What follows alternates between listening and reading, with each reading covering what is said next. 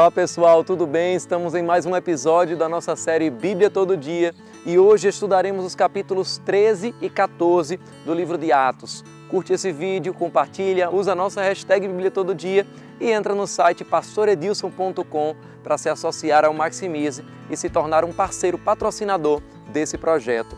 Nós vemos que o mundo romano, nos dias do apóstolo Paulo, tinha cerca de 85 mil quilômetros de estradas que serviram até de base para a malha rodoviária da Europa até o século XX. Os conhecimentos de navegação também dos romanos eram amplos. Historicamente, Pitágoras, um grego, foi o primeiro, muito provavelmente, a propor a esfericidade da Terra.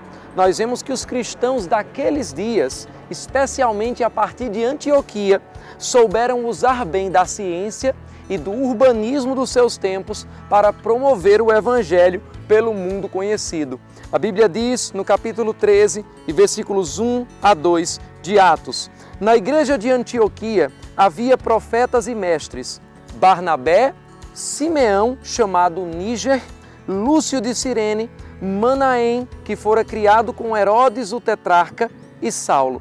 Enquanto adoravam ao Senhor e jejuavam, disse o Espírito Santo: separem-me Barnabé e Saulo para a obra que os tenho chamado. Assim, depois de jejuar e orar, impuseram-lhes as mãos e os enviaram.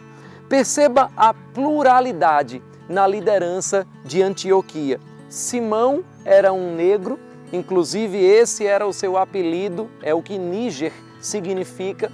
Barnabé era um judeu helenista, nascido na ilha de Chipre e, portanto, de influência da cultura grega.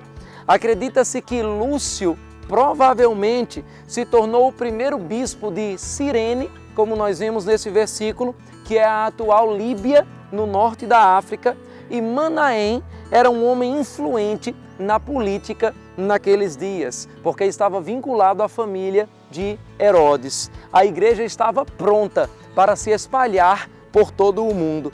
Nós vemos também que foi o Espírito Santo quem falou aqui e deu início à primeira viagem missionária do apóstolo Paulo. Esse modelo de viagens vai dar a possibilidade de inúmeras igrejas serem iniciadas e também vai iniciar um movimento que em poucos séculos iria dominar toda a cultura romana e tornar o cristianismo a principal crença naqueles dias. O Espírito Santo chamou, homens separaram e Paulo e Barnabé iniciaram a sua jornada.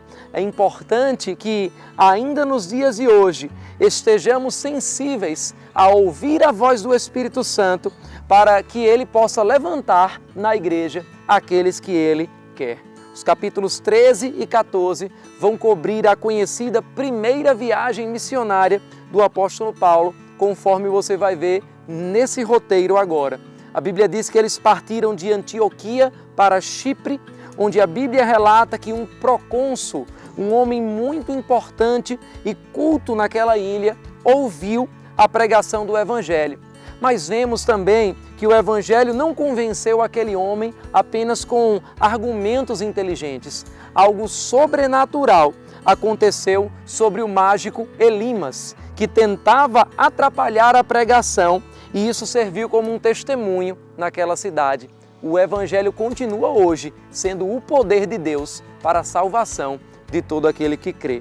Ainda na cidade de Antioquia da Pisídia, nós vemos um pouco do padrão de Paulo em suas viagens. Ele inicialmente procurava as sinagogas da cidade e pregava a Cristo.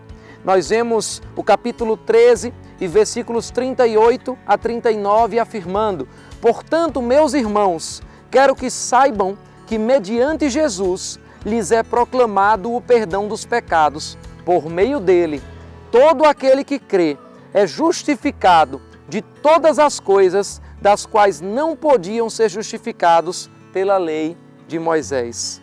Depois dessa pregação, Paulo estabelecia um grupo de judeus convertidos e então alcançava através deles o resto da cidade. A Bíblia diz no versículo 44 que no sábado seguinte, quase toda a cidade se reuniu para ouvir a palavra do Senhor. Vemos esse padrão se repetindo em Icônio, em Listra, em Derbe e em todos os lugares, além da pregação, dos milagres e da multidão que acompanhava Paulo, vemos também tumultos e perseguições. Um caso típico foi na cidade de Listra. A Bíblia diz no capítulo 14, versículos 8 a 10. Em Listra havia um homem paralítico dos pés, aleijado desde o nascimento, que vivia ali sentado e nunca tinha andado. Ele ouvira Paulo falar. Quando Paulo olhou diretamente para ele e viu que o homem tinha fé para ser curado, disse em alta voz: levante-se, fique em pé. Com isso, o homem deu um salto e começou a andar. Nós vemos que a multidão quis adorar a Paulo e a Barnabé como se eles fossem deuses da cultura deles, mas nós aprendemos aqui que todo milagre deve trazer reconhecimento a Jesus Cristo e não a homens. Nós vemos que ao retornar também pelas cidades, o apóstolo Paulo estabeleceu pastores em cada igreja. E finalmente, ao chegar em Antioquia, ele relatou à igreja como o Senhor estava abrindo a porta da fé aos gentios. Essa porta continua aberta para a mensagem da fé e cabe a cada um de nós passar por essa porta anunciando a palavra de Deus a todos os povos. Nós vamos estudar a partir de agora na nossa série algumas cartas escritas a esse povo gentil alcançado pela palavra. Mas antes disso, nós vamos estudar a carta aos judeus espalhados por todo o mundo e convertidos ao cristianismo, aqueles que se tornaram parte da igreja primitiva. No próximo vídeo, vamos estudar a carta de Tiago, os capítulos 1 e 2.